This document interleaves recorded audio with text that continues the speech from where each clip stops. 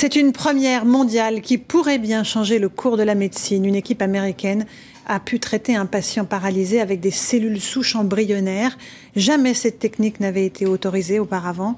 Elle pourrait permettre aux malades de retrouver la sensibilité et la capacité de bouger. Explication Viviane Jungfer. Depuis 10 ans, on savait qu'elle pouvait donner naissance à n'importe quelle cellule de notre organisme.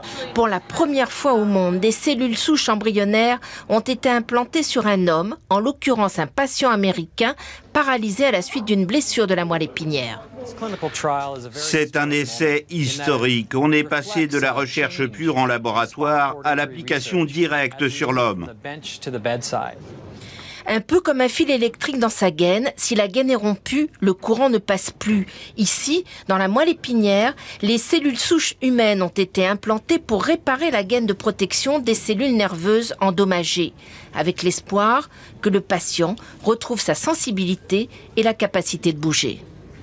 Tout ce que la greffe d'organes a apporté, on peut l'imaginer pour la greffe de cellules. On va pouvoir l'envisager pour toutes les pathologies dans lesquelles on a une population de cellules qui meurent et qu'on peut remplacer à un endroit donné dans le corps. Régénérer le foie, le pancréas ou le cerveau, comme dans cet essai, tout est désormais envisageable. Utiliser des cellules souches comme de simples médicaments, on n'y est pas encore, mais cette avancée américaine est un formidable espoir pour la science et pour tous ceux atteints de maladies incurables, telles Parkinson ou diabète.